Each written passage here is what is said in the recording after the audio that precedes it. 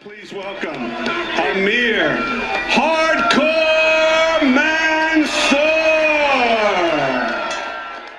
It's Amir with Boxing Beats Rhyme and 78 Fight News, man. Hey, man, your fight yesterday, man, epic fight, man. What's your take on the fight, Amir? I learned a lot, man. You know what I'm saying? Steve, he's a survivor, man. You know what I'm saying? I think that the referee, was more on his side, I dropped him. He called it a slip. And then when I knocked him down in the 5th round, if you look at the knockdown, as soon as he hit the ground, hit your stopwatch. And when he hit the ground the second time, hit your stopwatch as soon as he hit the ground. And he was down for 11 seconds, and then he was down for 13 seconds. You know what? So, Yeah, my friend, you know what? I hit my friend up, right? He said exactly the same thing. He said Steve Smuggle was doing a slow-ass count. He told me he told me the same thing. And see the knockdown in the last round, right? I ain't seen it yet. I still haven't seen it yet. But people... Man, if you see that knockdown in the last round, my glove, I was off balance. And he hit me, I was off balance. Yeah, it looked like that. Stumbled, and my hand touched the ground, you know what I'm saying? Yeah. And he called it a fucking knockdown. But when I hit him, his whole body hit the ground. He was completely on the ground. Yeah. And he called it a split. Yeah. So, I kind of knew the fix was in, you know what I'm saying? He's the main event fighter, man, you know what I'm saying? And, yeah. That's good for him, man. And to be honest with you, man, he got a situation with his daughter, man, and yeah, I was gonna say that shit. It wasn't like a normal fight for you because there's other background information, and he did help you, kind of thing, when you came back out of, and helped. There's all that information. If it was just like a normal opponent, you'd have just probably just blitzed him. But it's because it's all these other things in there you was weighing into factor. It's kind of, it's the one thing. But how's your eye, man? Is alright though? You in hospital and shit? Yeah, man. My eye, alright, man. Yeah, because you look like it's peppering you in the eye. It looked like you couldn't see properly through there, man. So, hey, was you surprised about the scorecards? Because they were pretty wide, man. Yeah, that was crazy, man. Because I went and scored the fight myself, and I thought that I won the first 3 rounds. Yeah. I thought he won the 4th round. Yeah. I obviously won the 5th round. Yeah. He came back. He won the 6th round. I think I won the 7th and the 8th round, and he took the 9th round, and he won the 10th round too. So of course it should have been a lot closer than that. And like I said, the one knockdown, the first knockdown, they didn't give it to me. He said it was a slip. But. And I'm gonna tell you, man, this loss did more for me, man, than 20 of my wins. Yeah. You high profile, man. Listen, man, fight of the year. It's fight of the year candidate in my book. You and the fight on the undercard. We talked to the guy earlier on today. What his name is? Thingy. Johnson. Yeah, Johnson. Yeah. The two of your fights, man, the most epic fight. But anyway, I'll hug it up to you, Mark. Go ahead, Sevier. Oh no, how you doing, Amir? What's up, brother? Good, man. I want to know your conditioning. Your physique-wise, man, you look like you was ready, but you looked like you ran out of gas towards the end of the fight. Maybe around the 8th or 9th round, looked like you were out of gas, man. Can you talk to us about that? Yeah, well, I'll tell you what happened to me, man. It was really a mental breakdown at a point in there because my game plan with me and my corner was from the round 1 pressing until you stopping. And so I started out fast paced, I said I ain't pacing myself, we going to war. So 1, 2, 3, 4, 5, I exhaust all that energy, getting him out of there. And when I saw the ref, because when I knock a guy down, I start counting. And I was at 10, and I turned around, and he was still down, and the ref let him up. I said, oh, man. So I got him down again. And when I saw the ref, let him back up, it took a lot out of me, man, because I already knew, what? They want him to win tonight, He got some things going on. It's a beautiful story. They want him to win. And that took a lot out of me, man. It really did. You know what I'm saying? And you know, hey, he was just as tired as I was. You know, but he definitely been through, you know, those type of rounds before. You know, and I made him, you know, perform at his best, man. You know what I'm saying? I made him deliver a top performance, man, in order to get that win, man. You know, and you know, as far as the conditioning, man, look, we heavyweights. You know what I'm saying? If you look at my punches, you might see me tired, but I'm still winging it, man. I'm still throwing that heat. You know what I'm saying? And if you look at a lot of the heavyweight fights today, man, after 1 or 2 rounds, they throwing all slow. They, you know, they ain't doing too much. You know, after 1 or 2 rounds, we went full speed, man, for like 6 to 7 rounds straight. You know. And, you know, that takes a lot out of you, man, no matter what type of condition you're in, you know? But, you know, it's all good, man. You know, it was a great learning experience for me, man. Great learning experience. When you push, you think you would want a rematch, or do you want to move on? They don't want the rematch. They don't want the rematch. They don't want the rematch. And, you know, hey, if we fought 1,000 more times, you know, he's not going to win one of those fights, you know. I can easily make the adjustments that I know I needed to make, you know what I'm saying? But he can't make no adjustments because he did everything he can do. So the only one that really can make adjustments on a rematch is me. And the little adjustments that I need to make would be very easy to do. And, you know, it would be a complete stoppage. If we had a different... Look, you seen the fight before me, right? Yeah. Right. With Johnson and them? Yeah. Did you see how the ref ended that fight? Yeah, that's what I'm... Yeah. Different refs. Now, yeah, go on. If honestly, if he would have dropped me like that 2 times and had me down on the floor for 11 seconds and then 13 seconds, they would have stopped the fight for him. You know what I'm saying? But the ref, you know, he gave him an extra chance, man. And I'm not mad at the ref for that. You know, hey, if a referee find me on the canvas, man, and wants to give me a fighter's chance, man, then my ass is off on. So I can't get mad, you know, if I'm on the, you know, the end of the stick. You know what I'm saying? It don't go my way, you know, because at the end of the day, man, you know, I'm one of the guys that complain about short stoppages and, you know, they not letting us bang no more. They not letting us be warriors. You know what I'm saying? Right. So, you know, I got a chance to have a real good fight and 2 warriors in there going at it, man, you know, and that to me means more than win, losing, or draw, you know, that you're able to really show your true a warrior mentality, that you're really able to, you know, give the fans, man, a real boxing fight, man. You don't really see 2 heavyweights, man, going at it like that for no 10 rounds no more, man. Right. I tell you what, Amir, the 2 brothers on the phone, Boxing Beats and Rhymes and Earl Jarrett, they were telling me about you. I wasn't too familiar with you, but after watching you fight last night, I would definitely pay to see you fight again. So I think you did a lot for yourself last night. Even in defeat, I think that your stock raised. Yeah, and man, listen, man, HBO done called, you know what I'm saying?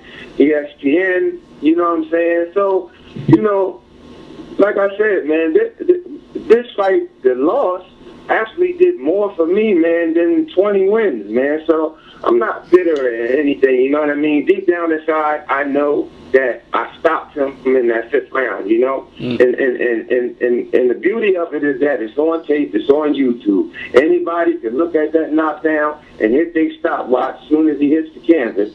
And the second time, hit their stopwatch again as soon as he hits the canvas.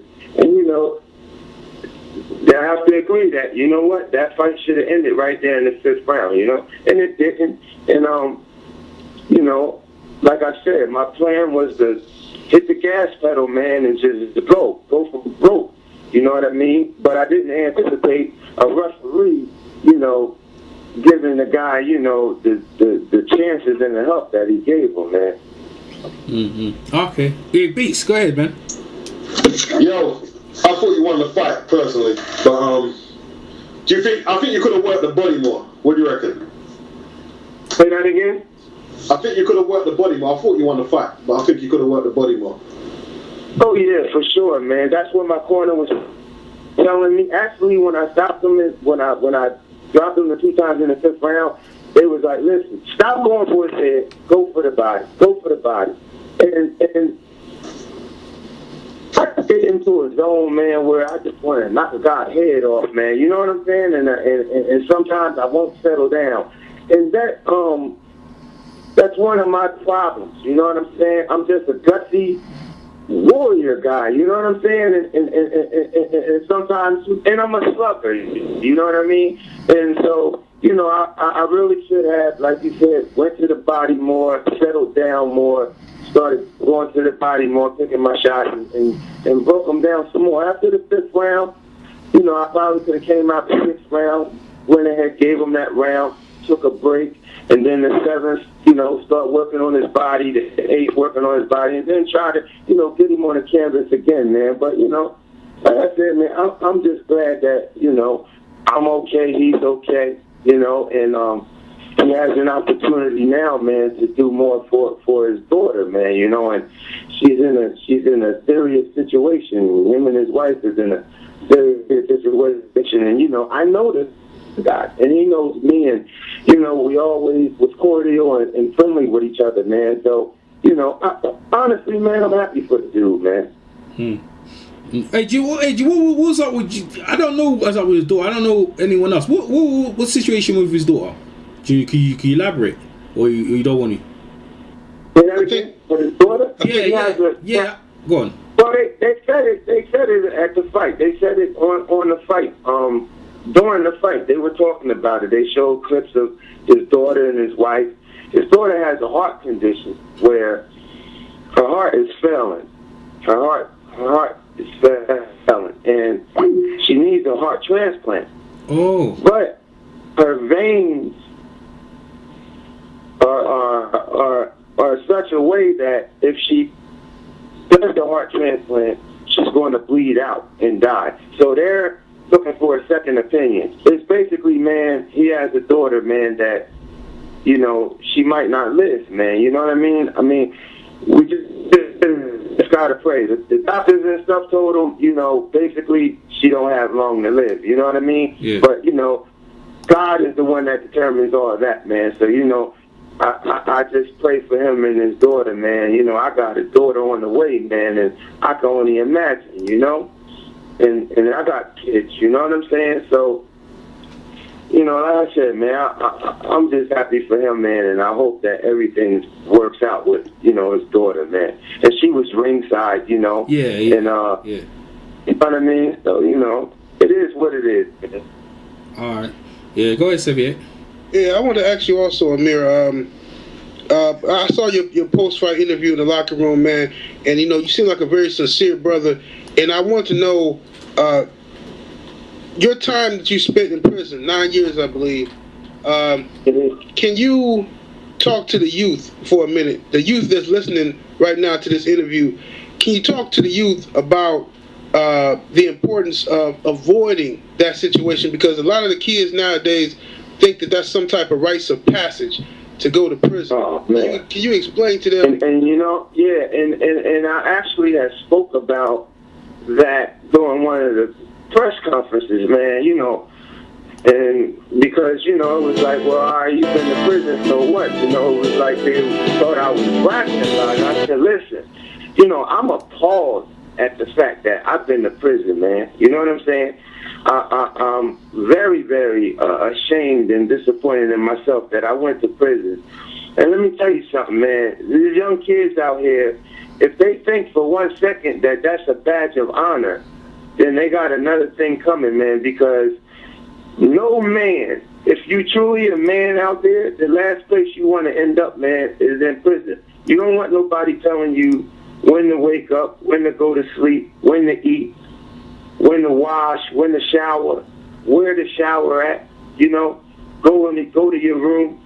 And most of the time, it's somebody that's younger than you or your age. Or, you know, some racist joker, you know what I mean? And you know he's a racist and he's telling, you know what I mean? In prison, man, is no place. It's hell on earth, man, and there's no place that anybody really want to be, man. Let me tell you something. If they think that's a badge of honor, they need to take a tour and talk to dudes that's in prison. You can't see your mother, you can't see your father, your sister, your brother. If you got kids, you know what I'm saying? You got to watch your kids grow up while you're in prison. And they can be dealing with all types of issues, and ain't nothing you can do. You know, your kids need sneakers. Where you going to get sneaker money at and you're in prison? You know, a lot of people say, I'm out here in the streets, I got to do what I got to do for my family. But think about it like this. Yeah, you got to do what you got to do for your family, right? So a lot of times, that's our justification for selling drugs or doing illegal things. But guess what? Those same illegal routes that you take will take you away from your family for years and years and years. So now you're in prison, and now you can't do nothing for them. You understand? So never ever use family as an excuse, man, to sell drugs or break the law, or as they say, throw rocks at a prison, man, because at the end of the day, you end up in prison. You can't do nothing for them anyway. So why even jeopardize your freedom? Stay free. And as long as you're a free man, you always going to have the potential to be able to provide for your family, man. Even if it's $5 a day, $10 a week. Because let me tell you something, in prison, you're going to be asking them for $5 a day or $10 a week. And you're not going to be able to do nothing for your wife, your daughter, your son, your mother, nobody.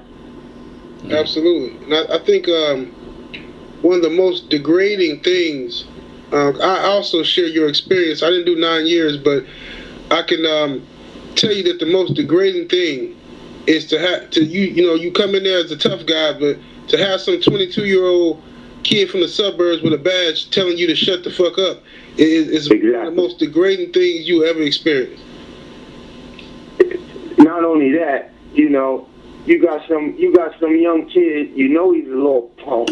He probably a little racist. And even if he ain't a racist, he probably a little punk. And you a grown man and he's telling you, come here.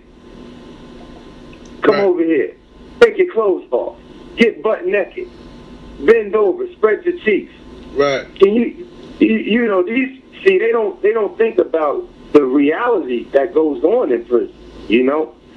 They don't think about, you know, the real life situation in prison, you know? All they thinking about is, oh yeah, I'm gonna be respected or tough when I come home. No, nobody gonna respect you because you've been in prison. Please understand that, young brothers and sisters out there. Nobody gonna respect you any more or any less because you've been to prison. You really gain respect in this world and in this life, man, by being a man or being a woman and standing up on your own 2 feet, man. That's how you gain respect. And by treating others with respect. You ain't going to gain no respect or nothing like that, man, because you've been to prison. People going to look down on you. All them people out there that you think your friends, all those homies out there, all those girlfriends, listen, you go to prison, you're going to lose all of them. Don't nobody care about nobody in prison. Half of you brothers and sisters out there, y'all know people that's in prison. When the last time you went to visit them? When the last time somebody sent them some money? That's just how they going to treat you if you go to prison. Nobody going to care about you if you go to prison. And like I said, if you do end up in prison, you ain't going to be able to provide for nobody. So why even risk, you know, your freedom when you claim, I'm doing this so I can provide for my kids, for my wife? Well, what happens when you go to prison? You know who's going to be providing for them then? Another dude. You understand? You know who's going to be with your husband? If you're a woman out there and you want to break the law because you want to provide for your family, go to prison. Guess who's going to be with your husband provides? Another woman, you know?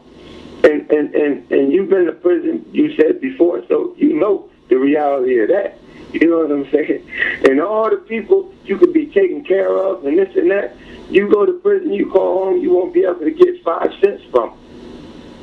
Right. So my last question before I hand it over to Beats, Amir, what lessons did you learn from your time, your experiences in prisons? What lessons did you learn to help you when you got out in life? What lessons did I learn? Well, honestly, man, the concept of rehabilitation in prisons is non-existent in America. They did away with that. Like, you used to go to college, you used to take classes. They done did away with all that. They just lock you up and throw away the key. The real life lessons that I learned in prison is that my kids need me. My mother don't need to be shamed by me when her girlfriends ask her how is her son doing, and she got to tell them I'm in prison. My father don't need to be shamed by me. And my kids, they used to get teased, man, by not only kids in school, but their own family members. Little kids, little kids don't know no better. That's why your dad locked up, And so my real lesson was that nothing is worth just jeopardizing my freedom in order to take care of the people that I love. Because if my freedom is taken away from me, I can't take care of them anyway. Now my potential to take care of them is completely gone. And overall, man, it's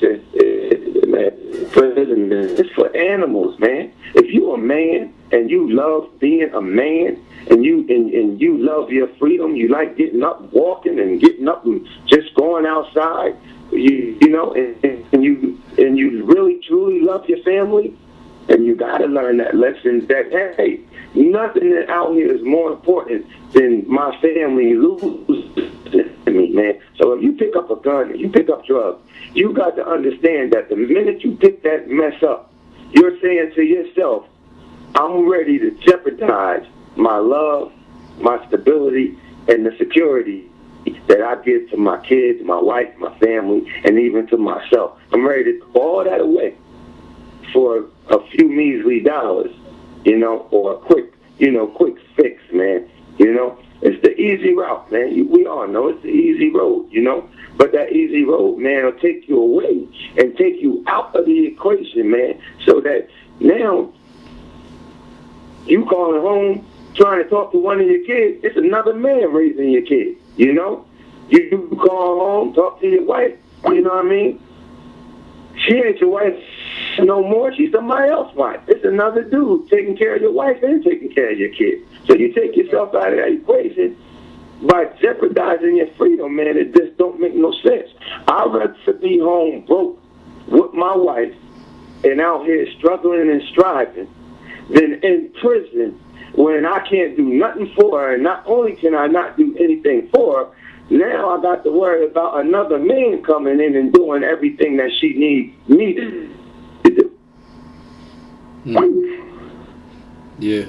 And you don't want no other man raising your kids. You know what I'm saying? That's a painful feeling, man.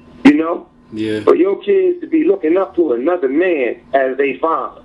I got a 10-year-old, man. He never even seen me the day he was born. I was in prison. He never seen me as a free man until he was 10 years old. Well, he's 12 now, He never seen me as a free man. So just imagine a child never seen his dad free.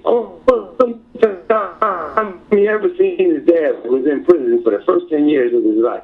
That's terrible, man. And it's a terrible thing to do to a kid, And man, those type of lessons, man, is what, brought me back to reality. And I said, man, you know what, man? I'm putting these boxing gloves on, man. I'm going to work.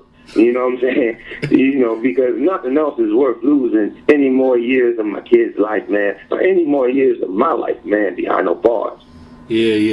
I hear that. Chris, you there? Yes, I'm here. Go ahead, Chris. Ask Amir a question. Congratulations, champ, Amir Mansour. I thought that was fight of the year last night. Hey, man, thank you, man. Hey, you know what? Win, lose, or draw, you know what I mean? Like I told y'all last time I talked to y'all, man, I'm a warrior, man. And I'm willing to go, and put on those type of fights, man, that people came to love in the heavyweight division. You know what I'm saying? And those are the type of fights that, as a boxing fan, you can appreciate. Win, lose, or draw, you got to walk away and say, I like both of those fighters. You know what I'm saying? Yeah. And to be a part of a fight like that, man, it just, you know, it's a manifestation of what I've always been saying. Amir Hard Core Mansour is a true warrior, man. And I'll show that every time I'm in that ring. And like I said to everybody, ain't no quitting me. I'm always leave it in the ring, man. Let me ask you a question. So, see your son here. Would you? How do you feel about your young ones boxing? Would you put them into boxing, or I see if they want to do boxing or whatever they want to pursue? How do you feel about your son's boxing? Honestly, man, as long as my first line of you know, parenting with my kids, man, is discipline in school, you know. So when I was in prison, I had my middle son, right? This little dude, man, was getting F's and D's, and you know, I'm trying to raise him from a prison. You know what I'm saying? His mom bring him up on visit. I sit there and yell at him. I wasn't getting nowhere with that. You know what he said to me one day, man? What'd he say? I said, what is wrong with you? You keep getting on his bad grades. He said, but I'm dumb, Dad. I'm dumb. Man, you know how heart-wrenching that was for my child to tell me that he's dumb? And this is what he believes, that he's dumb, you know? And so when I came home, the first thing I did with my kids is got them right in school. And now that same child, he's an honor roll student, man. He's in the 8th grade and is at a college level with reading and writing. This dude can write books, man. You know, he can write a book literally. He's a great writer. And so I had to bring those type of, you know, potential and stuff like that, man. I had to rebuild my kids, man. You know what I mean? Because they didn't have a man in their life. You know what I'm saying? Get behind Amir Hard Core Mansour, and champ, we're gonna have to catch you up soon, and we appreciate your time, champ. We'll talk to you soon. All right, peace. Peace.